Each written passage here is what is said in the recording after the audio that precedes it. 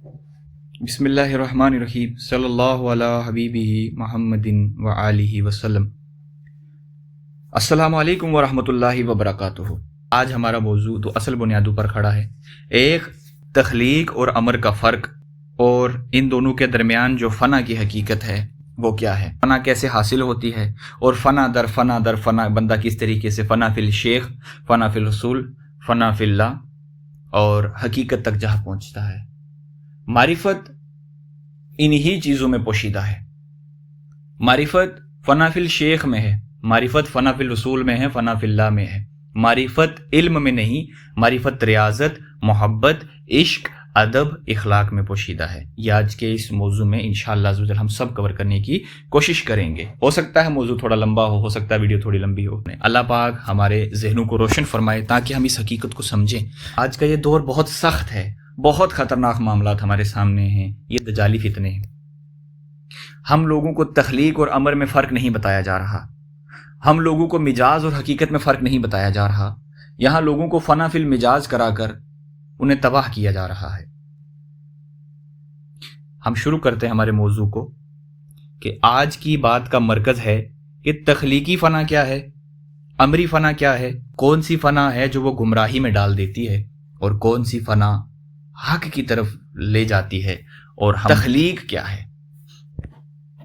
تخلیق کا مطلب ہے چیز کا درجہ، تخلیق کا مطلب ہے چیز کا درجہ بدرجہ پیدا ہونا، ذرہ ذرہ مراحل سے گزر کر ایک شروعات اختیار کرنا۔ آدم علیہ السلام کا جسم مٹی سے بنا، مختلف مٹیوں سے مدتوں میں وقت لگا، فرشتوں کے ذریعے بنایا گیا۔ یہ سب تخلیقی مراحل ہیں۔ زمین، آسمان، لوح و قلم، عرش، کرسی، جن، فرشتے، مخلوقات، ان میں سے نہ جانے کتنی مخلوقات ایسی ہیں، لاکھوں اربوں عالمین ایسے ہیں جو تخلیقی درجے میں آتے ہیں، اور ان میں سے کچھ امری درجے میں ہیں۔ تو یہ سب تخلیقی عالم سے تعلق رکھتے ہیں۔ جیسے زمین و آسمان، اللہ پاک فرماتا ہے ہم نے 6 دنوں میں یا 7 دنوں میں، اللہ پاک فرماتا ہے میں نے اتنے دنوں میں زمین اور آسمان کو پیدا فرمایا، میں نے اس کو پیدا فرمایا، میں نے اس کو پیدا فرمایا، اور زمین و آسمان کو ہم نے تخلیق کیا تاکہ تم اس میں غور و فکر کرو، تمہارے لیے نشانیاں ہیں۔ تخلیق کی ایک پہچان یہ ہے کہ اس میں وقت لگتا ہے، درجہ درجہ ہے، کمی زیادتی ہے، فنا ہے، بڑھاپا ہے، بیماری ہے، ٹوٹ پھوٹ ہے۔ جس طریقے سے ہمارا اپنا انسان کے وجود کی بات کریں، آدم علیہ السلام کے اس وجود کو اللہ نے صاف اور واضح طور پہ بتایا ہے کہ وجود جو ہے یہ 4 عناصر کا، یہ مٹی سے جو بنایا ہوا ہے، اس میں تخلیقی درجہ ہے۔ اللہ نے یہ نہیں کہا کن اور ہو جا، نہیں، رشتوں سے زمین سے جا کے مٹی منگوائی، پھر صورتیں بنوائی، پھر یہ تخلیقی معاملات ہیں۔ اب تخلیق جب بندہ سمجھتا ہے تو بندے کو سمجھ میں آتا ہے کہ تخلیق کو فنا ہے، تخلیق کو مٹنا ہے، اور امر کو رہنا ہے۔ اب امر کیا ہے؟ امر کا مطلب ہے صرف حکم کا ہونا، اور اس حکم سے چیز کا فوراً ظاہر ہو جانا، کن فیا کن۔ جیسا سورہ یاسین میں اللہ پاک ارشاد فرماتا ہے کہ اس کی شان یہ ہے کہ وہ جس چیز کا ارادہ فرماتا ہے اور کن کہتا ہے ہو جاتا ہے۔ روح امر سے ہے، اللہ نے فرمایا کہ کہہ دو ان سے کہ روح اللہ کے امر سے ہے۔ روح کی حقیقت یہ نہیں کہ وہ تخلیق سے ہے، وہ امری درجے سے ہے۔ تو روح نہ مٹی سے بنی ہے، نہ پانی سے، نہ وقت سے بندھی ہوئی ہے، یہ سیدھا اللہ کے حکم کا مظہر ہے۔ یہاں سے پہلی بنیاد فرق سمجھ لو، جسم تخلیق سے، روح امر سے۔ جیسا مجدد الافسانی رحمۃ اللہ علیہ فرماتے ہیں زمینی لطائف کے بارے میں اور امری لطائف کے بارے میں۔ زمینی لطائف کیا ہیں؟ آگ، ہوا، مٹی، پانی اور نفس۔ امری لطائف کیا ہیں؟ قلب، سر، خفی، روح، اخفا۔ یہ امر اور تخلیق میں فرق سمجھا رہا ہوں میں، اور اسی تخلیق کے معاملات سے ہم فنا فی الشیخ، فنا فی الرسول کو سمجھیں گے، اور اس فنا میں گمراہی کہاں کہاں آتی ہے وہ سمجھیں گے۔ اب تخلیقی فنا کو سمجھتے ہیں۔ تخلیقی فنا یہ ہے کہ جسم ٹوٹ جائے، مر جائے، اسے موت آ جائے، قبر میں چلا جائے، صورت مٹی بن جائے، نفس کی کچھ عادتیں ٹوٹی نظر آئیں۔ تو تخلیقی فنا کیا ہے؟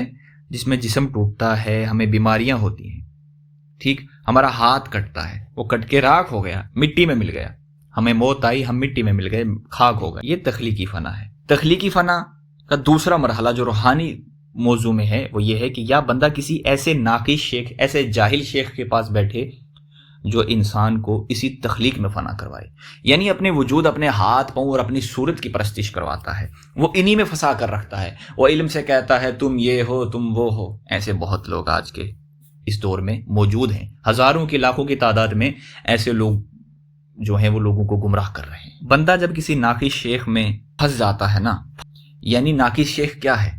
وہ شیخ جو اپنے اس موت والے وجود کو سب بتا رہا ہے، وہ شیخ جو اپنے اس بیمار وجود کو، کھانے پینے کی ضرورت ہے جس کو، چلنے کی ضرورت ہے جس کو، بولنے کی ضرورت ہے، ہر چیز میں اس کو حاجت ہے، اس وجود میں وہ فنا کروا رہا ہے۔ اس کی ذات، اس کا جسم، اس کا خاندان، اس کا سلسلہ، اس کی کرسی، اس کا درگاہ، اس کا مقام، یہی سب کچھ لگنے لگے۔ یہ تخلیقی فنا ہے جس میں بندہ شکل و صورت، ظاہری نمو نشان، کرسی، تصویر، قبرستان، اس سب کے گرد گھومتا رہتا ہے، یعنی اس کی حقیقت کبھی حقیقی روحانیت کی طرف نہیں جاتی، کیونکہ یہ وجود جس کی طرف آپ کا وہ شیخ، آپ کا وہ پیر، وہ لوگ جو گھما رہے ہیں آپ کو، وہ آپ کو قبر تک ہی لے کے جائیں گے، کیونکہ یہ وجود قبر تک جائے گا۔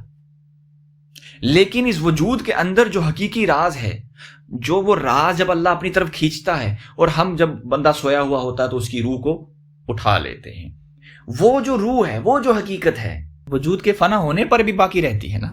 حضرت سلطان العارفین سلطان باہو رحمۃ اللہ علیہ فرماتے ہیں ایک ناقص شیخ میں بھی فنا ہوا جا سکتا ہے، اور اسے فنا فی شیطان کی ایک قسم سے کہا جاتا ہے، یعنی جو شیخ تمہیں صرف درگاہ تک، وجودوں تک، وجود کی معاملات تک پھنسا کے رکھ لیتا ہے، آؤ میری خدمت کرو، لیکن تمہارے اندر اللہ اور اللہ کے رسول کی محبت نہیں جاگ رہی، تمہارے دل میں معرفت کا نور پیدا نہیں ہو رہا، اور تم بوڑھے ہو چکے ہو، کئی وقت تم نے اپنے مرشد کی بارگاہ میں گزار دیے، اور تمہیں لیکن اس حقیقت کی طرف تمہارا شیخ لے کر ہی نہیں جا رہا جو تمہارے قلب کے اندر جس کا عرش ہے، اس حقیقت کی طرف نہیں لے کے جا رہا۔ یعنی اگر شیخ خود تخلیقی پردوں میں پھنسا ہوا ہو، نفس کا باندھا، اسے نفس کا باندھا ہوا کہتے ہیں، اسے جگہ کا باندھا ہوا کہتے ہیں، اسے مال کا باندھا ہوا کہتے ہیں، اور بندہ اس میں فنا ہو جائے تو اصل میں وہ اپنی روح کو امری حقیقت تک نہیں لے کر جا رہا، بلکہ اس سے زیادہ زنجیر میں باندھ رہا ہے، اس سے بھی زیادہ وہ پھنس جاتا ہے۔ یہ تخلیقی فنا ہے، یہ گمراہی کا سبب بن سکتی ہے، اور یہی گمراہی کا آج کے دور میں سبب بنی ہوئی ہے۔ اس ہی وجہ سے ہمارے یہ جو جاہل لوگ ہیں، یہ جو ہیں آج ان مزارات پر تو جاتے ہیں، ان کے وجود جو ہیں وہ بے شک اللہ کے نور سے لطافت حاصل کر چکے ہیں، لیکن ان کے وجود کی حقیقت کیا ہے؟ وہ اللہ سبحانہ و تعالیٰ نے آپ کے سامنے ہی ان کے وجودوں کو رکھا ہوا ہے کہ یہ میرا ولی تھا۔ جس طریقے سے یہ تخلیق سے نکل کر امر کی طرف آ گیا، جس طریقے سے اس نے اپنی روح کو، اپنے نفس کو اطمینان کے مقام پر پہنچایا اور میری طرف لوٹ آیا، تمہیں ویسا آنا۔ اب ایک امر الہی کا جاننے والا، ایک حقیقت کا جاننے والا جب اس صاحب مزار کی بارگاہ میں جاتا ہے تو وہ اس کے اس ظاہری وجود کو نہیں دیکھتا، وہ اس کے اس روحانی باطن، اس روحانی روشنی، اس روحانی چراغ کی روشنی سے خود کے سینے کو روشن کرنے کے لیے جاتا ہے، کیونکہ روح کو فنا نہیں ہے، کیونکہ امر الہی کی جو تخلیقی معاملات ہیں، کیونکہ جو امر ہے اس میں تخلیق نہیں ہے، اس میں ہماری سوچ جا ہی نہیں سکتی۔ اس لیے جاہل لوگ کہتے ہیں تم ولیوں کے پاس کیا کرنے جاتے ہو؟ مزارات اولیاء پر جانے والے جو ہمارے بزرگ تھے وہ اس امری حقیقت کی وجہ سے جاتے تھے، کیونکہ ان کا جو تخلیقی معاملہ اور عملی معاملہ ہے، کیونکہ ان کا جو تخلیقی اور امری معاملہ ہے وہ جڑا ہوا ہے، کیونکہ اسی وجود سے ہی تو انہوں نے سب معاملات حاصل کیے، تو وہ وجود ان کا لطیف ہو چکا ہوتا ہے، ان کا ہمزاد کلمہ پڑھ چکا ہوتا ہے، ان کا نفس کلمہ پڑھ چکا ہوتا ہے، تو وہ تمام چیزیں وہ وجود وہ نور سمیٹ رہا ہوتا ہے، تو انسان ان کے حقیقت کو سمجھتا ہے، ایک صاحب نظر اس حقیقت کو سمجھتا ہے، اس صاحب مزار کی اس حقیقت کو دیکھتا ہے کہ اس کے وجود نے کس طریقے سے اللہ کے نور کو سمیٹا ہوا ہے، اللہ کے نور کو سما کر یہ جلوہ نما ہے یہاں پر۔ وہ نہیں دیکھتا جس کو فنا آ چکی ہے، وہ دیکھتا ہے کہ جس کو بقا آ چکی ہے، جو مقام بقا تک پہنچ چکا ہے۔ اب حقیقی فنا کیا ہے اور امری فنا کیا ہے؟ حقیقی فنا یہ ہے کہ بندہ تخلیقی پردوں سے نکل کر امری حقیقت میں غرق ہو جائے۔ تخلیقی میں بتا چکا ہوں، زمین آسمان، مٹی کو پوجنے سے مٹی ہو جاؤ گے، پتھر کو پوجنے سے پتھر ہو جاؤ گے، تو ہمارا وجود مٹی سے بنا ہے، اس مٹی کو پوجنے سے کچھ نہیں ملے گا، اس مٹی کے اندر ایک حقیقت ہے، وہ ایک جوہر عظیم ہے، وہ ایک لطافت سے بھرا ہوا جوہر ہے۔ اس جوہر سے جب تم کھانا کھاؤ گے، اس جوہر سے جب تم اپنی روح کو دو گے نا، تو وہ تمہاری روح جب اللہ کی قرب میں جائے گی، اللہ کے امر کی حقیقت کو سمجھے گی، تو اسے روحانیت کہا جاتا ہے۔ روحانیت اس کو نہیں کہا جاتا کہ تم مٹی میں پھنس جاؤ، تم پتھروں میں پھنس جاؤ۔